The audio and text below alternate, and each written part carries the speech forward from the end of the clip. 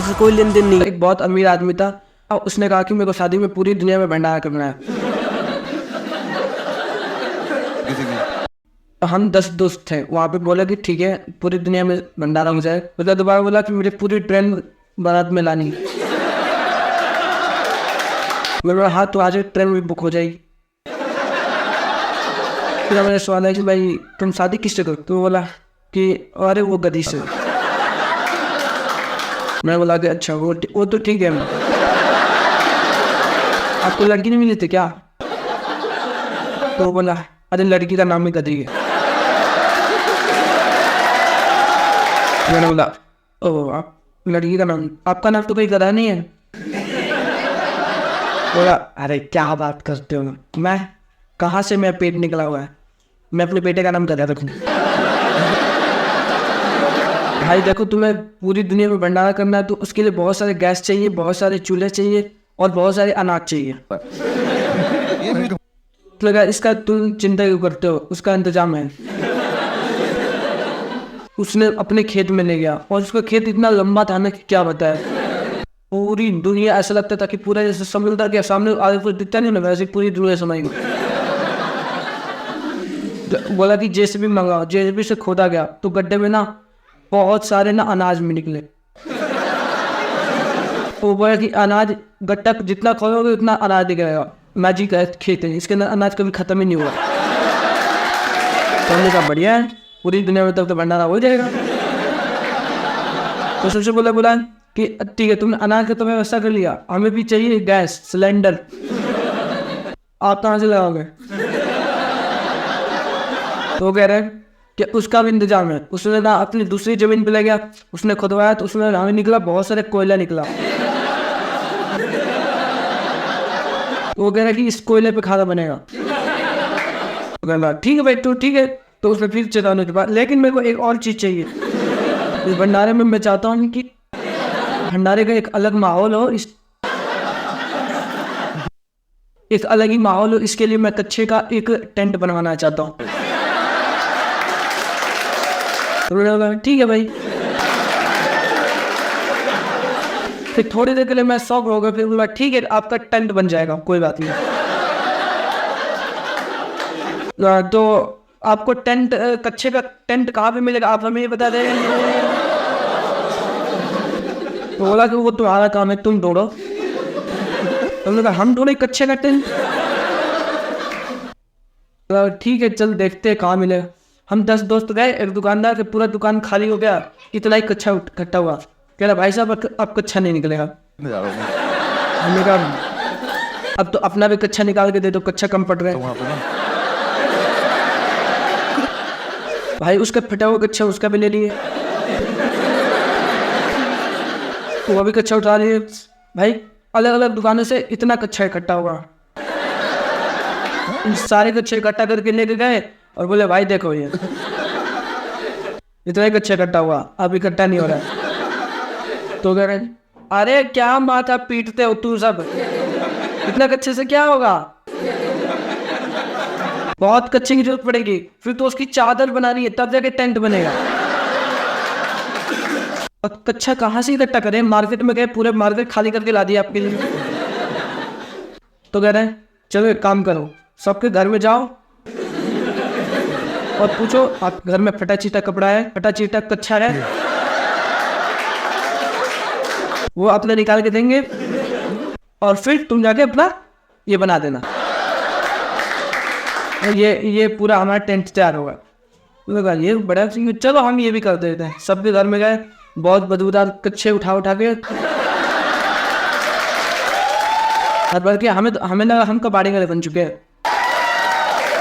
बोरी में भर के 10 दोस्त लाइन से कबाड़ा उठाते हुए ले गए और बस यहाँ पे बिछाए। तब वो सारे कच्चे को इकट्ठा कर गए और सारे मजदूरों को बुलाया गया और बताया कि इसको बनाया जाए पूरी तरह से टेंट सिलाई। तो वो अपनी सिलाई कर रहे थे,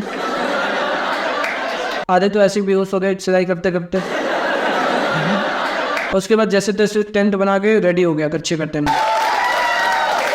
अब मैंने कहा कि आपने देखो इंतजाम कर दिया है अनाज का, कोयले का, अब मेरे को ये नहीं समझ में आया ये सारा खाना बनाएगा कौन। तो उसने कहा इसकी भी टेंशन मत लो, मतलब इसके लिए मैंने मजदूर ला रखे हैं। इसने अमेरिका से 400 लोग मंगाए थे, इंडिया से 400 लोग और अलग अलग देशों से 400 लोग मंगाए थे। और इसने पूरे ग्राउंड में एक फौज खड़ी कर रखी थी खाना बनाने वालों को। तो मैंने कहा ठीक है भाई, अब तो खाना बनाने वाले का फौज खड़ा है तो अब तो बन ही जाएगा खाना। तो उसने ना सबको बोला कि एक में देखना, एक में सीटी मारूंगा और सारा अपने काम पे लग जाएंगे खाना बनाने को। उन्होंने कहा अच्छी बात है। जिससे आर्मी फौज नहीं जाती, बंदूक मारने की लड़ाई हो रही है, इतनी तेजी से सारे जाके खाना बनाने में भिड़ गए।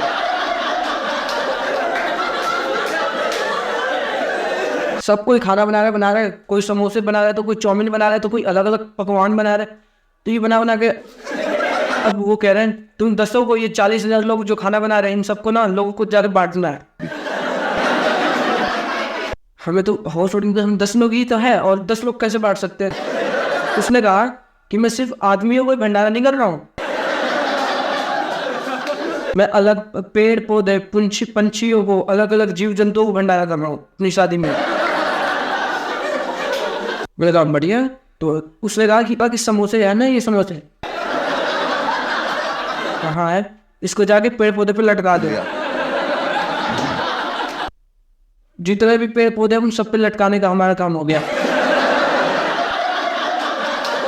अब बोला कि मेरी इतने तारीख को शादी है, अब इस शादी कच्चे का टेंट में कुछ होना चाहिए, बिल्कुल अलग अलग तरह के लोग आएंगे खाने और उसमें बड़े बड़े पकवान होने चाहिए।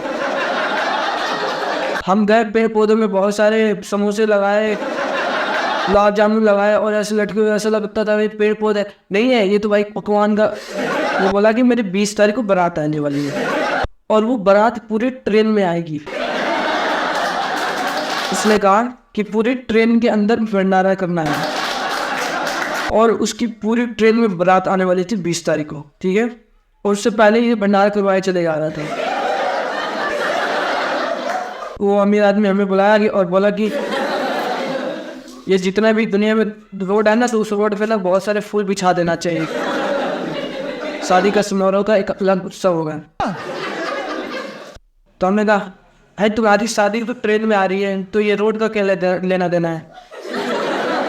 बोला भाई रोड पे कौन हो जा रहा है, रोड पे तो ऐसे फूल को लात मार के निकल जाएंगे। तो कह रहा नहीं हमें इससे लेना देना, पूरे रोड पे फूल बिछना चाहिए। तो हमने बोला कि आपके पास हेलीकॉप्टर है, बोला कि हाँ है। बोला कि हेलीकॉप्टर निकालो, हेलीकॉप्टर में बहुत सारे फूल लेके ऐसे ऐसे लेके छिड़केंगे।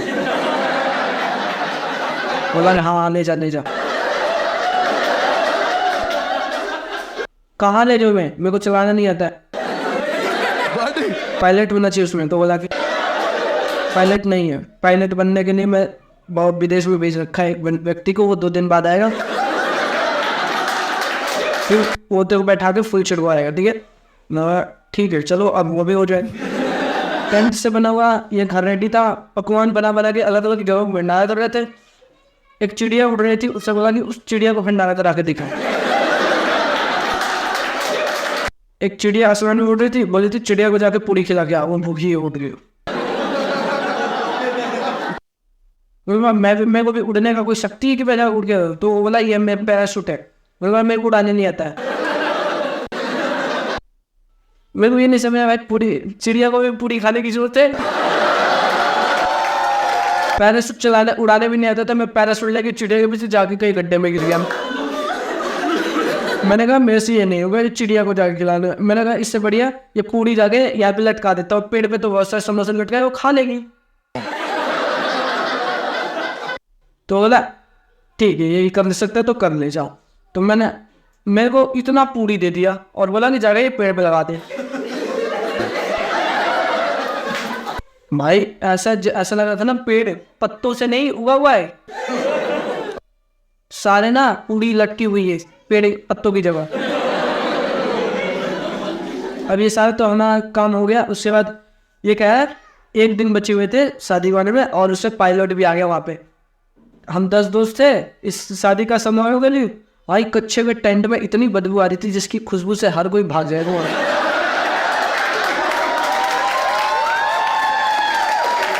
या फिर कोई पकवान तो इतने बड़े बड़े थे जहाँ पे सुनते ही तुम मर जाओगे। तो उसके लिए ये पायलट आया। उसके बाद हमने सबसे पहले रोड पे फूल बिछाते बिछाते बिछाते बिछाते 24 घंटे हो गए। इनकी 20 तारीख को बारात आने वाली थी, तो 20 तारीख को इनकी बारात आती है ट्रेन में। ये ट्रेन इतनी स्पीड से आती है, इतनी स्पीड से आती है, इतनी स्पीड से आती है, एक्सीडेंट होने से बच जाती है। उसके बाद ये रुकती है। उसके स्वागत के लिए 400 लोग ना स्टेशन पे ना खाना लेकर खड़े रहते हैं कि उनका स्वागत करेंगे हम। पंखा होता है ना ऊपर, पंखा के ऊपर ना लड्डू रखे होते ताकि लड्डू का ना ऐसे बरसात हुआ है। तो उन्होंने आते ही ना उनका स्वागत इस तरह से किया। ट्रेन से जैसे ही वो बाराती बाहर आते हैं तो पंखे पे से बहुत सारे लड्डू हवा में उड़ उड़ के उनके मुंह पे जाके छिटा। किसी के मुंह में लड्डू घुसा है, किसी के नाक में, किसी के अंदर घुस जा रहा है लड्डू ही लड्डू।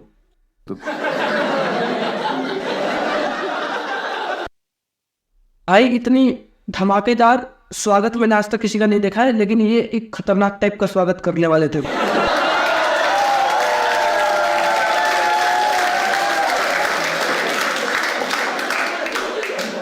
आप बोले कि तुम आ गए हो, ये ट्रेन में से बाहर भी नहीं निकल रहे थे। पहले ठूसो ठूसो ठूसो, खाओ जल्दी, अबे ट्रेन भाग जाएगी।